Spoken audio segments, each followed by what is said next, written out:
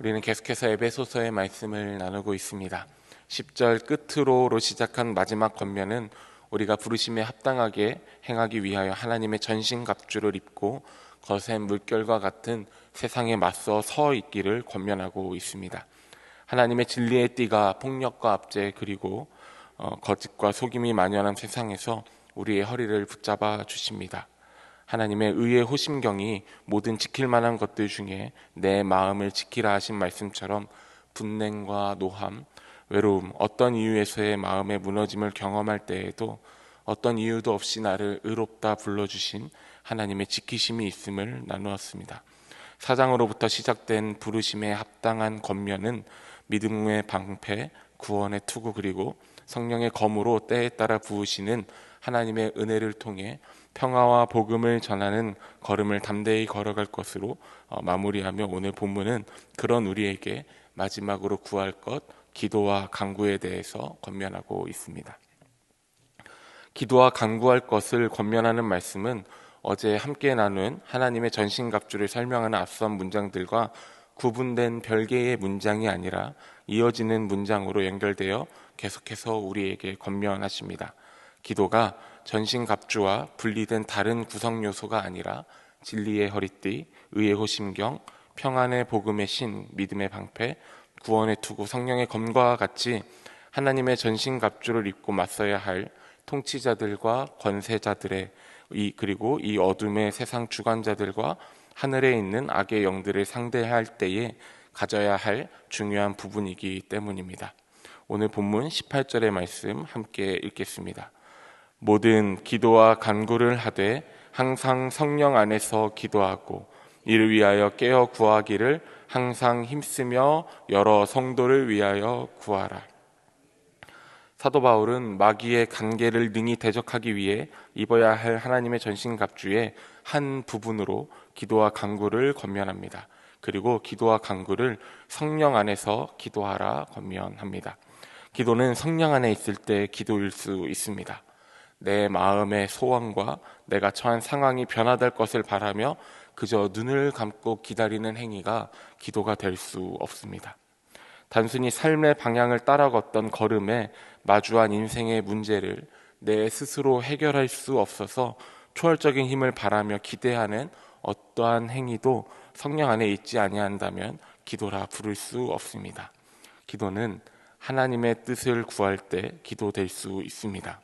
하나님의 전신갑주를 입고 우리가 나아가고자 하는 길의 끝은 내 뜻, 사람의 뜻이 이루어지는 것이 아니라 하나님의 뜻이 이 땅에 이루어지기를 기대하는 것이기 때문입니다.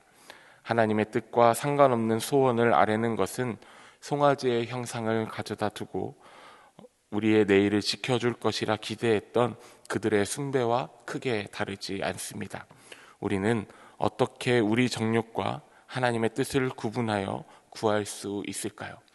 갈라디아서 5장 16절의 말씀은 우리가 성령 안에 거할 때에 육체의 욕망을 벗어 던질 수 있음을 말씀해 주십니다. 갈라디아서 5장 16절 말씀 함께 읽겠습니다. 내가 또 말합니다.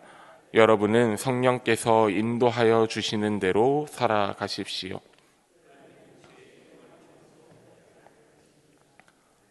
하나님의 이름을 부른 후 더 많이 갖는 것과 더 멀리 내다보는 것 그리고 더 높이 올라가는 것을 구하는 자들의 모습은 내가 만일 하나님의 아들이거든 돌들이 떡덩이가 되게 하라고 말했던 40주야를 금식하신 예수님 앞에 마귀의 모습과 다를 수 없습니다. 하나님의 전신갑주를 입어 부르심에 합당하게 행하는 자의 기도는 성령 안에 있어야 합니다.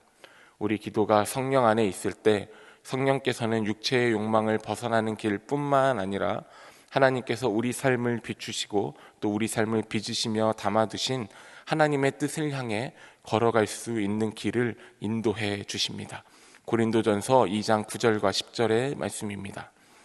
그러나 성령에 기록한 바 눈으로 보지 못하고 귀로 듣지 못한 것들 사람의 마음에 떠오르지 않는 것들을 하나님께서는 자기를 사랑하는 사람들에게 마련해 주셨다 한 것과 같습니다. 하나님께서는 성령을 통하여 이런 일들을 우리에게 계시해 주셨습니다.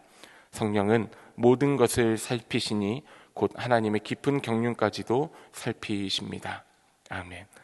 거센 물살과 같이 휘몰아치는 세상 주관자들의 압제 속에서 하나님의 전신갑주를 취해 당당히 맞서고자 나선 우리 삶이 성령 안에서 인도하심을 구할 때 하나님께서 성령을 통하여 우리 삶을 살피시고 하나님의 뜻이 우리 가운데 이루어질 수 있도록 우리의 걸음을 비추어 인도해 주십니다.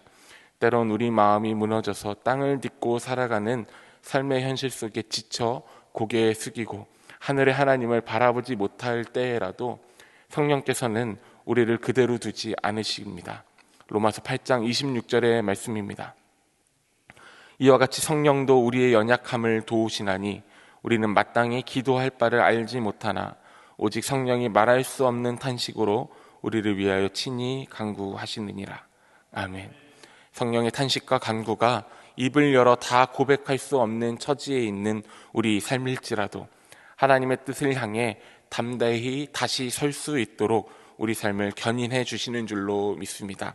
성령 안에서 기도와 간구의 삶을 살아가는 저와 여러분이 되기를 소망합니다. 사도 바울은 성령 안에 기도와 간구로 담대히 설 것을 넘어 여러 성도를 위하여 구하라라고 권면합니다. 특별히 그는 에베소 공동체에 자신의 사역을 위해 기도해 줄 것을 요청합니다. 우리 19절과 20절의 말씀 함께 읽겠습니다. 또 나를 위하여 구할 것은 내게 말씀을 주사 나로 입을 열어 복음의 비밀을 담대히 알리게 하옵소서 할 것이니 이 일을 위하여 내가 쇠사슬의 메인 사신이 된 것은 나로 이 일에 당연히 할 말을 담대히 하게 하려 하심이라. 바울은 우리 삶에서의 당당히 맞서는 삶을 위해 여러 성도를 위한 기도와 복음 전도자들을 복음 전파 사역을 위한 기도를 요청합니다. 모든 성도는 그리스도의 몸된 교회의 지체들을 가르칩니다. 여러 성도는 우리와 함께 손을 잡고 하나님을 바라보는 우리 공동체의 지체들입니다. 더불어 성도 저마다의 세상을 향한 맞섬은 개개인의 맞섬으로 머무는 것이 아니라 그 사람이 맞서고 있는 것을 통해 우리 공동체 전체가 세상을 맞서고 있는 것을 뜻하기도 합니다. 성도들의 공동체인 교회의 맞섬이기에 성도들은 교회의 승리를 위하여 자신뿐 아니라 여러 성도들을 위해 함께 기도해야 합니다. 서로를 돌아보아 거센 물결에 맞서 담대히 설 수 있도록 기도와 간구로 돕는 이 사역에 예수께서도 마음을 다해 동행해 주십니다.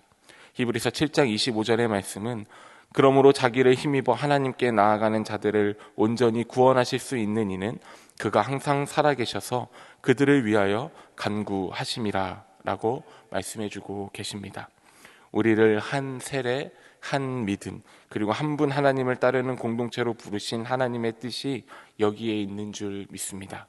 나의 맞대어 서 있음, 내가 버티고 있음이 고될지라도 내 삶이 여전히 녹록지 못한 환경 속에 있을지라도 오늘 더 거친 물결을 견디어 서 있는 믿음의 지체를 향해 기도할 수 있는 삶, 그 삶을 통해 서로를 향해 내민 손이 성령 안에서 더욱 공고히 우리를 붙잡아 주셔서 사도 바울이 말씀한 대로 당연히 할 말을 담대히 하게 하려 하신 하나님의 뜻을 따름과 같이 이 땅에 선포하시고자 또 꿈꾸시고자 하는 하나님의 뜻과 영광이 우리 공동체를 통해 담대히 세상 가운데 선포되어지는 일에, 그리고 이 일에 쓰임받는 저와 여러분의 삶이 되기를 소망합니다. 사도 바울은 이어지는 본문을 통해 사랑을 받은 형제, 주 안에서 진실한 일꾼이라 여기는 두기고를 에베소 교회에 소개합니다. 21절과 22절의 말씀입니다. 사랑하는 형제이며 주님 안에서 신실한 일꾼인 두기고가 내가 지내는 형편과 내가 하고 있는 일과 그 밖의 모든 것을 여러분에게 알릴 것입니다. 우리의 사정을 알리고 또 여러분의 마음을 위로하게 하려고 나는 그를 여러분에게 보냅니다. 아멘. 두기고는 사도행전 말씀에 바울의 동역자들 중 한 사람으로, 아시아 사람으로 바울은 그를 사랑을 받은 형제, 주 안에서 신실한 일꾼이라고 소개합니다. 그리고 바울은 두기고를 에베소 교회에 보내는 이유에 대해 내가 지내는 형편과 나의 사정을 알리고자 보낸다라고 설명하고 있습니다. 더불어 바울은 에베소 교인들의 마음을 위로하게 하기 위하여 두기고를 보낸다라고 덧붙여 말하고 있습니다. 내가 지내는 형편이, 그리고 내가 하고 있는 일이, 또 내가 처한 사정을 소식을 듣는 이에게 위로가 되는 삶을 살기로 바울은 다짐하고 있습니다.